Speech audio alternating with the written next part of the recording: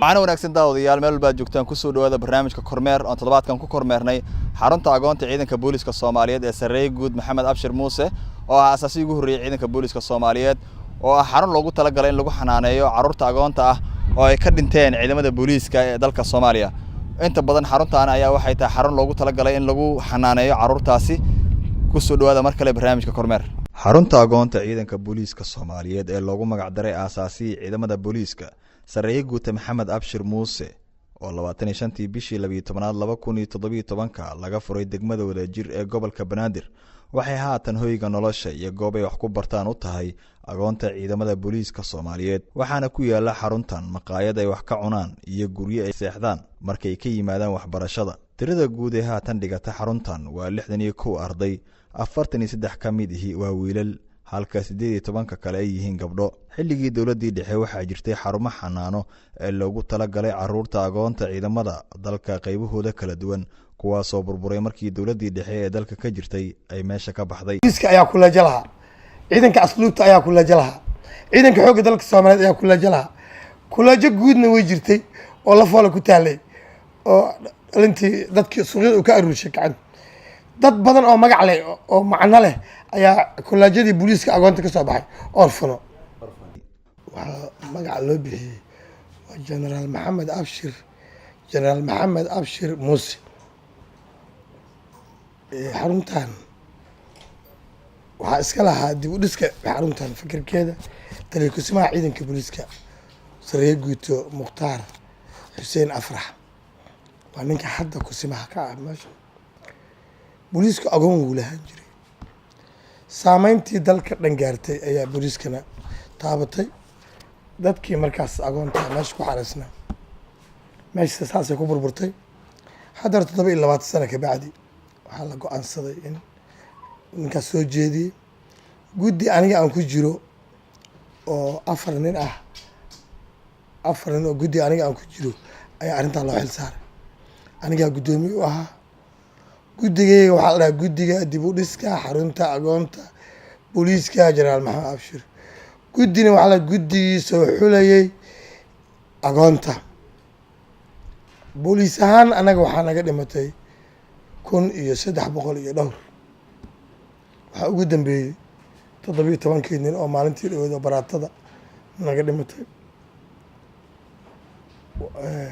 in ayaga la kala hal mar ma wada xarayn karnee inaan kategoriya u sameyno oo aan mataqaanaa dadkooda qaraxa ku dhintay kuwii bastooladaha lala dhacay haddana kuwa kale agoontu ewelba waxay qaadan jirtay gunada inta aana ka qaadano mushaarkana waa la siiyaa raashinkana waa la siiyaa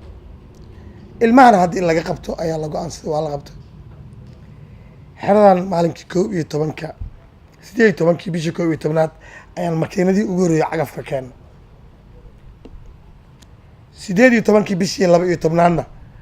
furid ayay diyaar u ahayd 25 bishii 12 waxaa lagu soo xareeyay ciyaalkii ugu horeeyay maalintaas waxaa la soo xareeyay 37 wiil iyo 15 gabdho ah hadda maanta 74 meelahaas ayaa hadda markii kuwan maanta la diiwaan geliyay meeshana waxay qaadaa 100 qofood sida uu soo jeediyey taliyaha ciidanka booliska taliye ku-simaha ciidanka booliska General Mukhtaar Xuseen Afrax in aan 100 qofood xareyno askari kastana lacagtii agoonta looga jari jiray oo $1 ahayd laga jaro ewalba waagi dawladii dhexe waa la jari jiray lacagtan agoonta sportna waa la jari jiray $1 laga jaray lacagtoodii oo dhowr bilood jaray oo dhowr iyo 30 kun gaartay aan shaqada ku bilaabno si kastaba ha ahaatee waxaa naga baxay lacag ilaa 100 iyo something ku dhawaad 100 iyo intaas ah alxamdulillah shukri kama shalaysanin maanta waxaa xareysan 70 ciyaal gaaray taliyuhu wuxuu ku taliyey 20 qofood na in la siiyo 14 Oktoobar dadkii aabala-aanta ku dhacday 80 in laga dhigo booliska dhashooda dhibaatadii maalintaas dhacday sida ay anaka noola weyneyd booliisaan sida ay noola muuqatay ayaan ka dareemayna xataa kuwa 20 la siiyey kuwa iyagii ku dhintay kuma jiraan booliiska ahaa waa dadkii shacabka ahaa oo waalidiinta ahaa oo ciyaalkooda agoontoobeen ama rajoobeen arrintaasna anaga waxaan u gudbinay guddoomiyaha gobolka banaadir doctorka aan u gudbinay oo sheegnay in uu intaas aan diyaar ula nahay ayaga ruuxda gacanay noo fidiyeen wax qeybay ka qaateen inay wax nala qabtaan oo isku dayeen arrinta sida loo asaas saasay ahayd anigana hadda kula hadlayo guddigii anaa meesha uga haray sababta u haray waxaa waaye wuxuu taliyu amray inaan lugaha dhulka u dhigo meeshaan oo israacdo markay israacdo nin generaal odayaan ahay meesha kaloo dowladda i dirsanayso laakiin marka hore inaan ku dadaalo inay israacdo sida aad arkayseen xarunta waxay ka kooban tahay 2 guri oo jiif ah oo min 50 qafood xaruntan waxay leedahay caruurtaa asaa ku jirta xaruntan waxay leedahay iskoolaad iyo dugsi quraan waan maqlayay qolooyin shidhahaya ee jingidaa la dhisay iyo warkaas wax anagana saameeymaha ninka raggaa tabartiisa oo tallaabsadaa la yidhi haddaan wax ka fiican helnana insha allah waan ka gudbaynaa ninkiina sheegay xataa jingadaa ku jirta iyo yiri xataa waxba nooma dhimi anaguna toosiye anaga ruuxina ma caynayna waxaan leenahay haddaad walaalo waxayso aadaa u mahadsan tahay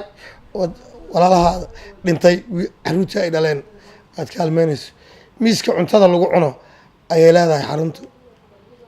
kushiin wax lagu kariyay leedahay baalbiyeri timaha lagu jaray leedahay dawaaraha harqaanka u talay leedahay waxyaaba badan ayay xaruntaan ay ka kooban tahay welina waa wadnaa saaki qaaraan dhisaynaa maantadan oo ay bishu tahay 7 bishii 1 2018 weli dhismaa noo socdo alxamdu alshukri wax kasta aan ugu gaarin laakiin hadda waxaan aaminsanahay oo aan ku kalsoonahay nafteennana ay ku raaxaysanaysaa dad badan oo walaalaheen oo xabiib ahna ay noogu hambalyeeyeen shaqadii aan qabanay generaale haatan la joogo macnaha xilliga asaaska rasmiga ah ee ummadda Soomaaliyeed loo sheegi karo waad dhigi kartaa taariikh hebel maalin hebel ay ahayd asaaska rasmiga ah xaruntan markaasaa la xarag jaray ma noo sheegi ha xarunta waxaa la xarag jaray 25 bishii 12aad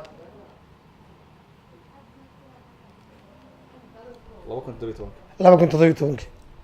yaa maalgeliya xaruntan booliiska macnaha askari kasta ma $1 laga qaadaa $1 laga jaraa raal macnaha askari kasta macnaha $1 waa sharci jiri jiray ilaa dowladii dhexe صح marka askarta dhexdeeda macnaha dabarto askarta iskoolka waxbarashada waxaan hayno ardaygu uu helo ma jiraan ha ma idin geeyo guryaha telefishinaa u yaala marka ay soo baxaan ay galabta fiirsadaan waxaan rajaynaynaa dad mas-uuliyiinah waxay naga ballan qaadeen garoomo cayaaraha inay dhisayaan basketka garoonkii kubadda cagta meelaha ilmuhu ku cayaaraan haddar maalinta daraad oo jimcaha waxaan geynay beerta oo sawirro iyo looga qaaday oo muddo 3 saac 4 saac ayay keliya u kaleysneyd waxaan la jecelnahay wiilasheena iyo gabdhaheena raggeega nool waxaan la jecelnahay kuwaana inay helaan waxa ay kuweyga helayaan xilligan iskoolka aad samaysaan maxaa kusoo beegay xilligan baahidan weligeen waan ugu taagneyd laakiin kolley uun taliyaasha dadka mas-uuliyiinta noqonaya ayaa kala firfircoon ninkan generaalka oo taliyakusimaha weligii ayuu ku taami jiray ma xarunta agoonta booliiska la sameeyo arrin waxay ahayd askariga welwalaa ku jiray ilmahaaga ma la nici doonaa ma laga tegi doonaa wax ma baran doonaan yaa u dhimanaysa maxaa kaa dambeeya maanta askari kasta wuxuu ku faraxsan yahay ama sarkaal kasta ayaa loo eegayn gobol uu ka yimid iyo cid ugu dhashay in ilmihiisa agoonta la xareynayo oo ay helayaan waxbarasho oo ay helayaan mushaarkoodii oo ay helayaan garaamkii aabood cuni jiray inay helayaan waxbarashada agoonta ee xaruntan ayaa ah mid caruurta ay siinayaan muhiimad gaar ah si ay uga guuleystaan halganka nolosha ay ku jiraan subax kasta waxay u soo kacaan siday u qaadan lahaayeen duruus dhisaysa garaadkooda kan aan ku suganahay waa iskoolka ay dhigtaan caruurta agoonta booliiska Soomaaliyeed ee lagu magacaabo Sareeye Guud Maxamed Abshir Muuse oo ahaa aasaasigii ugu horeeyay ciidanka booliiska Soomaaliyeed waana xarun lagu baro waxbarashada qeybaheeda kala duwan sida fanka iyo suugaanta dhaqanka iyo waxyaalo kale ay ka mid yihiin luqadaha Ingiriiska iyo luqadda Carabiga waa xarun lagu talagalay lagu kobciyo aqoonta ay leeyihiin ardadan jiilka soo koraya mustaqbalka waddanka Soomaaliya la rajaynayo inay wax u qabtaan diga dugsiyada waxaana ay wanada macalinka way baryaha walaga waraabsho ku wadaago haku haro wadankeenu waa wadnihi jirkeena waraabinaya dhiigo waan ku wardinayna macallimiinta wax barta carruurtan agoonta ayaa sheegay inay ku saleeyaan cilmiga ay barayaan ardaydan dhaqanka iyo hidaha Soomaalidu gaarka u leedahay waxaana meesha ka baxsanayn luqadaha kale ee muhiimka u ah ardayga halkan loogu keenay arday agoon ah lana raba in la soo saaro lagana raba mustaqbaliyan in ay u hoggaansamaan dalka waxqabadkiisii waxaa kaloo jirta inagu waxaan siinaa duruus ahaan waxqabadka dalka dhankiisa wax soo saarka iyo dhankiisa taariikhiga iyo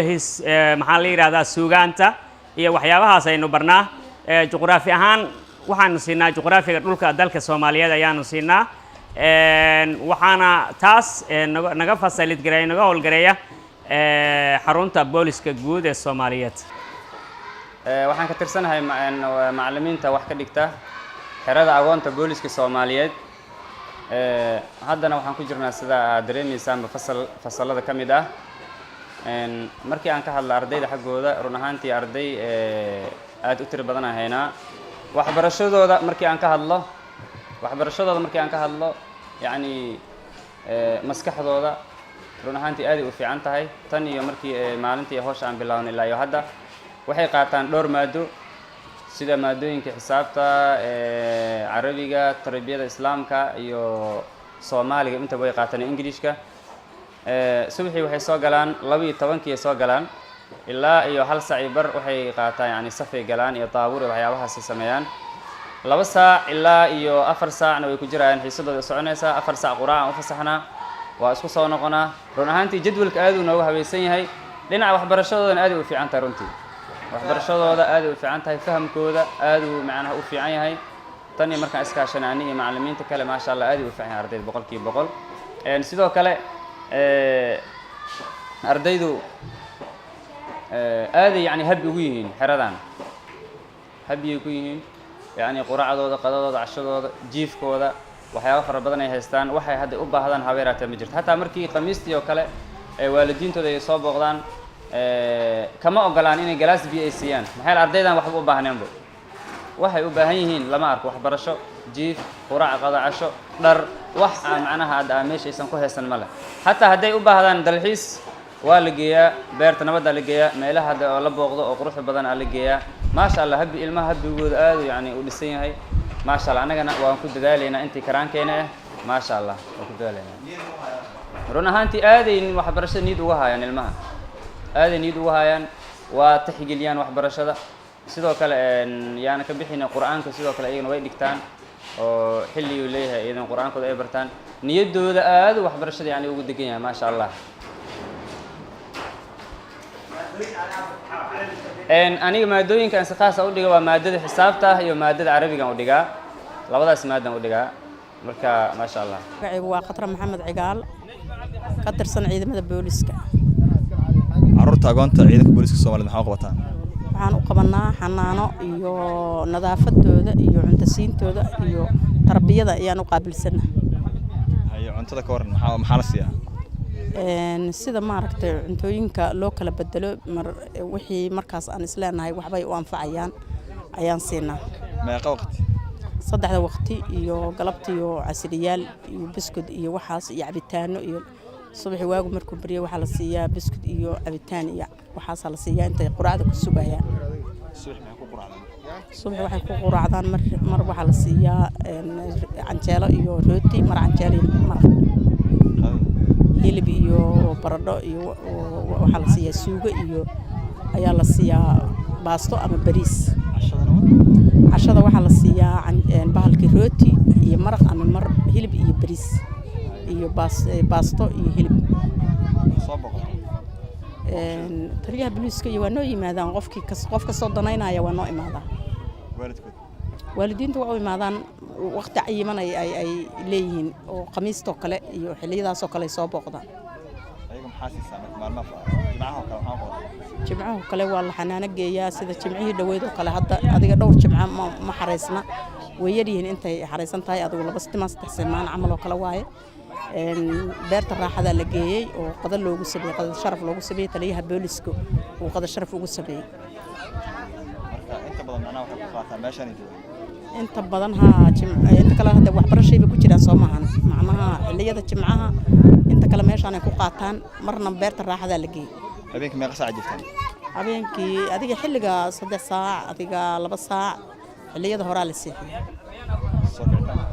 soo kicitaanka 12 salaada loo kiciyaa aroorta hore loo kiciyaa kutubaa loo akhriyaa kutubka markii loo akhriyo quraanka loo akhriyo xilliga macallimiintu yimaadaan iskuulaadka la geliyaa iyo waxbarashadooda sida qaalibka waxbarashadooda loo xareeyo wareer isbooyin hor leh ayaa ka socda xarunta agoonta ciidamada booliiska Soomaaliyeed waana dhismayaal cusub oo si gaar ah loogu sameeyo goobo caruurtu ay ku ciyaaraan xilliyada ay fasax leeyihiin telefishinna u yaala marka ay soo baxaan ay galabti fiirsadaan waxaan rajaynaynaa dad mas'uuliyiin ah waxay naga ballan qaadeen garoomo ciyaaraha inay dhisayaan goor basketka garoonka kubadda cagta meelaha ilmuhu ku ciyaaraan hadda maalinta daraad oo jimcaha waxaan geynay beerta oo sawirro iyo looga qaaday oo muddo 3 saac 4 saac ayay kaliya u kaleesneed waxaan la jecelnahay wiilasheena iyo gabdhaheena ragayga nool waxaan la jecelnahay kuwaana inay helaan wax ay ku weyga helayaan markaad si hoose u xog wareysta caruurtan mid kasta hamigiis waa u gaar iyo waxa uu doonayo inuu mustaqbalka noqdo iyo waxa uu ku taamayo inuu maalin u gaaro haddii uu nool yahay oona waxbarashadeeda fiican tahay sidii oo awalkii hor aanan hadda waa ka fiicanahay maalinta aabbe dhintay hadda daal la fiiri hadda aan fiicanahay meesha waxbarasho waa ku heesanaa wax kasta waa ku heesanaa waxa rabno waana la siiyaa wax xataa man laga xaasido waxaan u baahano aabacalga weydiisana waana la siiyaa